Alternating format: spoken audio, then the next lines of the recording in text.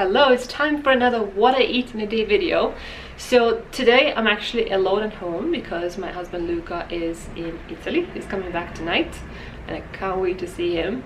And I have some leftover pumpkin in the fridge. I really fancy some pancakes, so I think what I'm going to do is pumpkin pancakes for breakfast, and it's going to be amazing.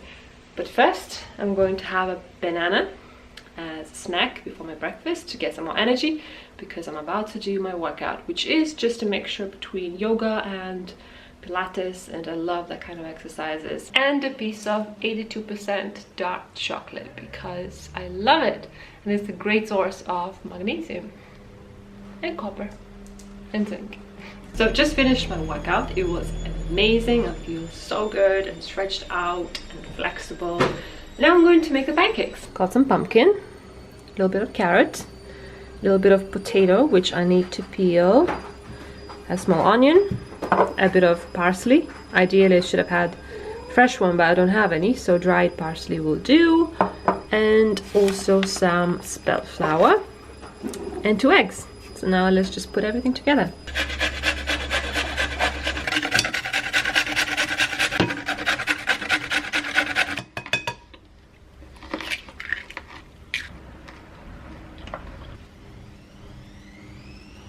Okay, all the ingredients are in the bowl. Now I'm just going to mix everything together. I was about to forget salt. Of course I need salt as well, because otherwise it'll be tasteless. And ta-da! The pancake mixture is ready. Now let's heat up some olive oil on a pan.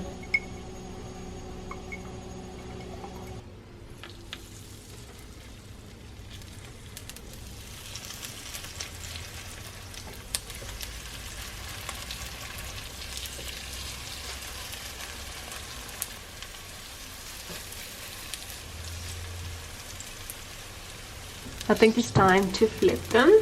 Let's see. Yeah, they came out perfect. Look at this crust. Lovely. You know, pumpkin is tricky because it's so juicy. Very often with most recipes they just become too runny and the texture is just not right, but this is perfect. This recipe is perfect. And I'll type it up in the description of this video for you, so you can try it out for yourself. Look at these beauties. They came out so perfect. I can't wait to tuck in. And I'm going to eat them with a natural unsweetened organic yogurt. And that's it. It's quite a generous portion. I don't know if I'm going to finish everything. If not, actually a really great snack as well when they're cold later on during the day, or maybe when my hubby comes back if he's really hungry. Oh my god, how much I love pancakes. They remind me of my childhood, because my mom used to make pancakes for me for breakfast all the time. But I don't make them often because it takes a bit of time to make them. But once a couple of weeks or once every month, I do like to make them. They're delicious with the sour cream as well, but I don't have it. I do have some yogurt, so that's what I'm going to use. Alright, first taste test.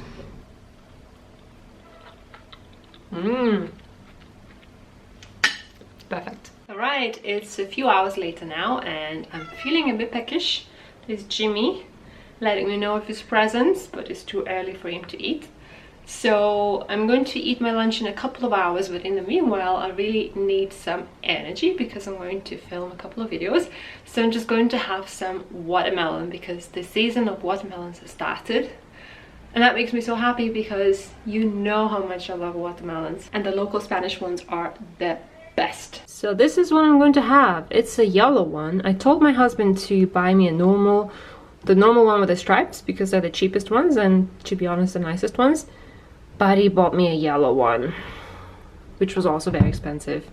But that's what I have, and it's actually pretty delicious as well.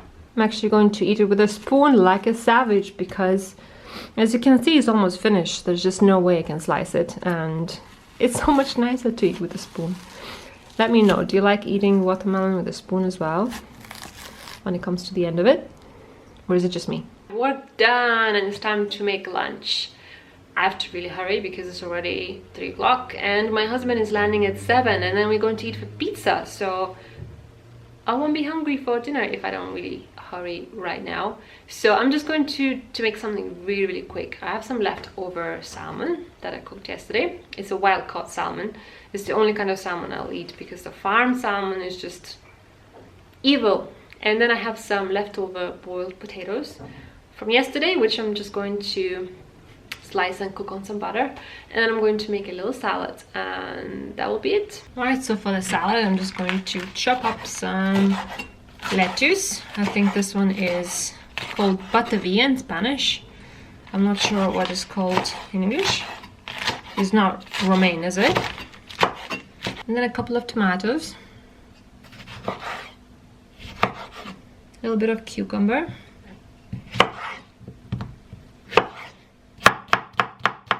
And a little bit of purple cabbage, which has been a huge obsession of my husband and I. It looks so beautiful and tastes so good in salads. I don't put much, just a little bit for a pop of color and texture. I would love to put some avocado in, but I don't have any. It's literally the leftovers from the fridge, because as soon as my husband comes back we can go and shop for food, but for now that is all I have, so we'll have to do. I'm going to dress the salad as always with extra virgin olive oil, quite a bit of it because it tastes so much better with more dressing, and some fresh lemon juice. Simple yet always delicious.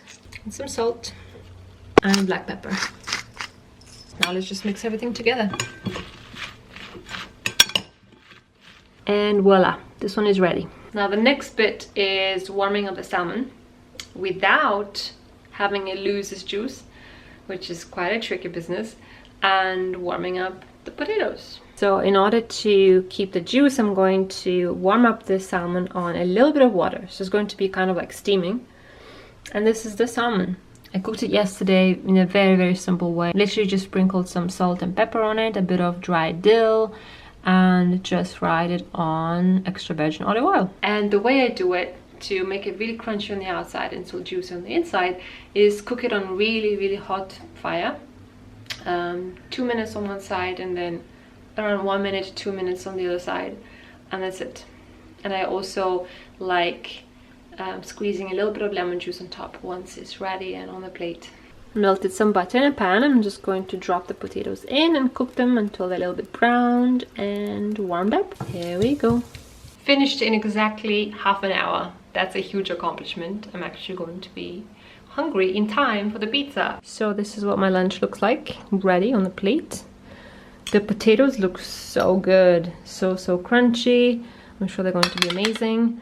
And this is my salad. So it's dinner time and Luca is back from his trip to Italy. Hello. And as always, Hello. as a tradition, when he comes back we go for a dinner for pizza in our favorite pizza place.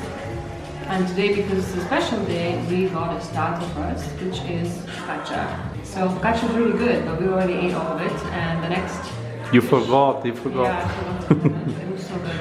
And the next dish is going to be pizza. I'll show it to you when it comes. So my pizza has arrived. And it's absolutely beautiful, and I already started eating it because I was so impatient.